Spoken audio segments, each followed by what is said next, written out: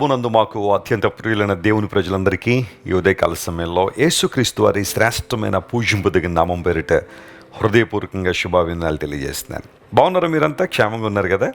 మీరందరూ ప్రార్థనలో ఎదగాలని, వాక్య ధ్యానంలో బలపడాలని, పరిశుద్ధాత్మ సంరక్షణలో మీరందరూ వర్ధిల్లాలని ప్రతిరోజు మీకోసం బలంగా ప్రార్థన చేస్తున్నాను.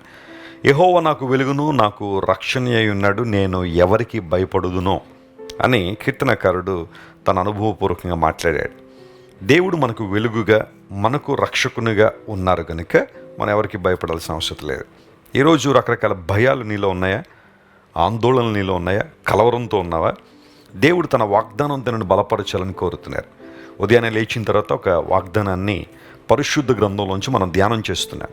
పరిశుద్ధ గ్రంథం అంటే దేవుని మాట, సత్యదేవుడు, నిత్య దేవుడు, ఉన్నతమైన ప్రభువు మాట, దేవుని మాట పరిశుద్ధ గ్రంథం. దానిలో వాగ్దానాలు మనం ధ్యానం చేసినప్పుడు అవి మనకు ఆత్మబలాన్ని, ధైర్యాన్ని పుష్కలంగా అనుగ్రహిస్తూ ఉంటాయి. ఈరోజు వాగ్దానంగా ఇర్మీయా గ్రంథము 31వ అధ్యాయం 28వ వచనాన్ని మనం చదువుకుందాం.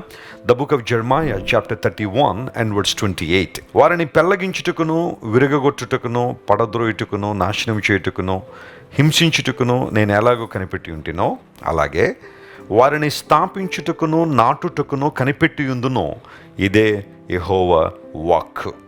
నేను వారిని స్థాపించడానికి మరియు వారిని నాటడానికి కనిపెట్టుకుని ఉందును. నేను ఎదురు చూస్తున్నాను, లేదా నేను నిర్ణయించుకున్నాను అని దేవుడు మాట్లాడుతున్నాడు. ఒక మనిషి పాపము ఆ మనిషిని అన్ని విధానాల్లో ఛిద్రం చేసేస్తుంది. పాపము మనిషిని దేవునికి దూరంగా ఈడ్చుకుని పోతుంది. రక్షింపు నేరకు ఉన్నట్లు యెహోవా హస్తము కురుచు కాలేదు, విన్న నేరకు ఉన్నట్లుగా ఆయన చెవులు మందం కాలేదు. అయితే మీకును మీ దేవునికి మీ పాపములు అడ్డుగా వచ్చాయని బైబిల్లో రాయబడ్డాయి. ఎందుకు మానవుడు దేవుని ప్రకాశమును చూడలేకపోతున్నాడు? దేవుని దీవెనలు అనుగ్రహించలేకపోతున్నాడు? లేదా దేవునితో చక్కగా సహవాసాన్ని ఎందుకు చేయలేకపోతున్నాడంటే ఏదో రకమైన పాపము మనిషిని దేవునికి దూరం చేసేస్తుంది. ఆ పాపమే మనిషిని విరగ్గొడుతుంది, మనిషిని నలగొడుతుంది, మనిషిని పడద్రోయిచూ ఉంది. దేవుడు న్యాయవంతుడు. ఆయన పాపమునకు తగిన ఫలాన్ని ఆయన ఇస్తాడు. పాపంలో వచ్చి జీతం మరణం. అయితే ఆ భయంకరమైన ఉగ్రతను, పాప పర్యవసానాన్ని తప్పించుకోవాలంటే రక్షకుడిని యేసు ప్రభువును మనం ఆశ్రయించాలి. ఆయన దగ్గర మనం తిరిగి రావాలి.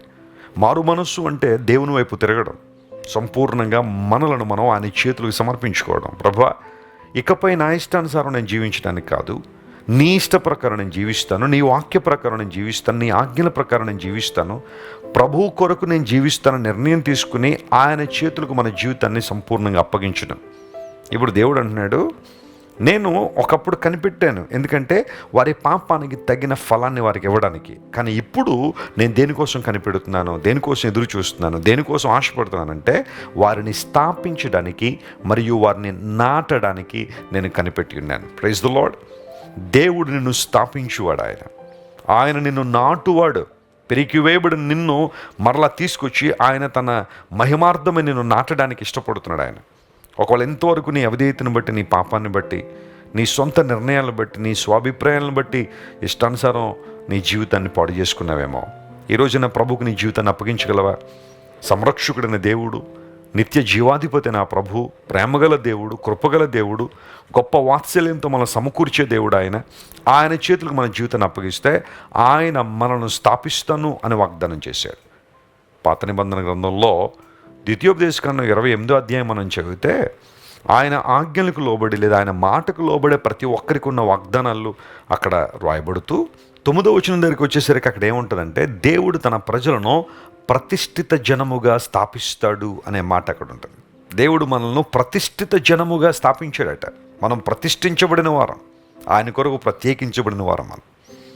కొన్నిసార్లు దేవుని బిడ్డ లోకంతో ఎందుకు కలవరో, ఎందుకు మిళితం కారు అంటే వారు ప్రత్యేకమైన జనాంగం, ప్రత్యేకంగా ఉండడానికి దేవుడు మనల్ని పిలిచాడు.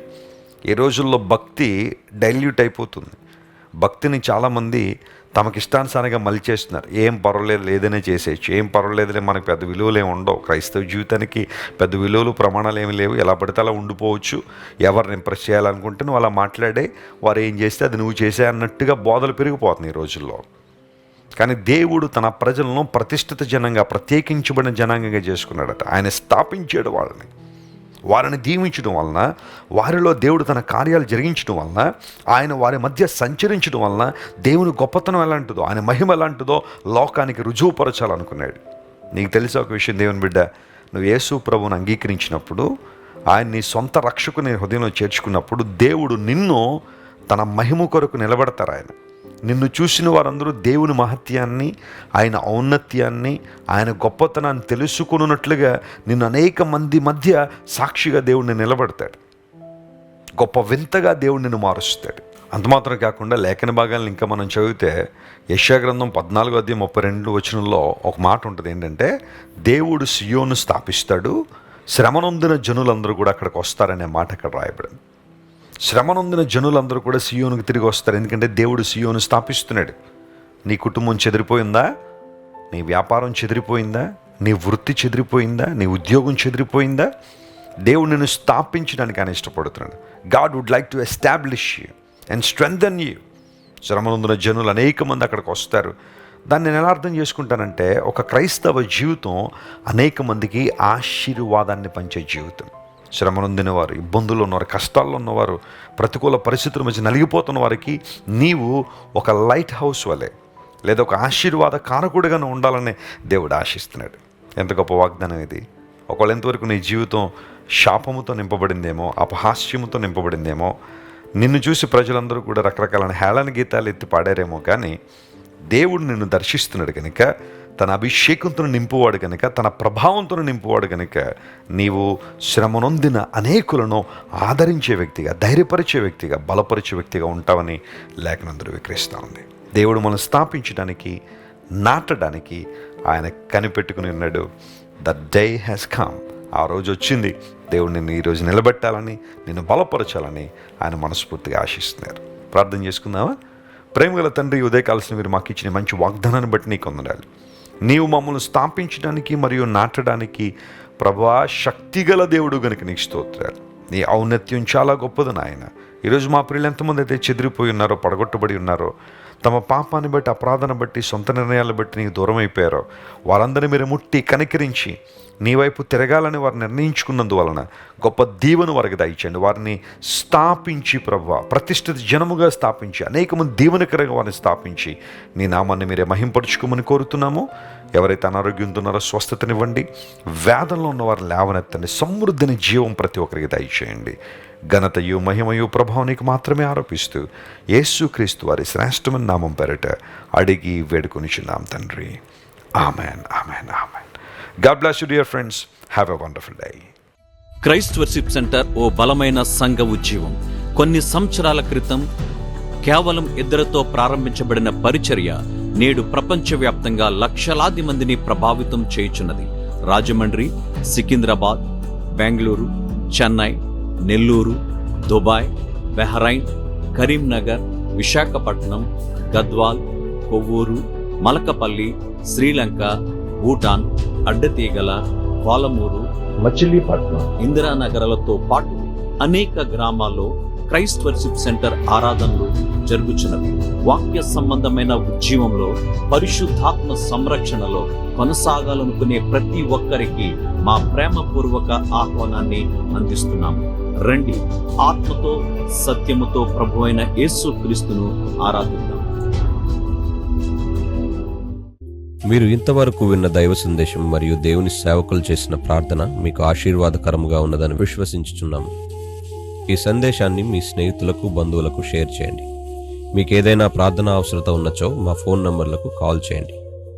దేవుడు మిమ్మల్ని ప్రేరేపిస్తే విశ్వాసంతో సాగుచున్న ఈ పరిచర్యను ప్రోత్సహించండి. మరిన్ని వర్తమానాలు, పాటలు వినుటకు జాన్ వెస్లీ మినిస్ట్రీస్ అను మా యూట్యూబ్ ఛానల్ను సబ్స్క్రైబ్ చేసుకోనండి. ప్రభువైన యేసుక్రీస్తు కృప మీకు తోడైండును గాక.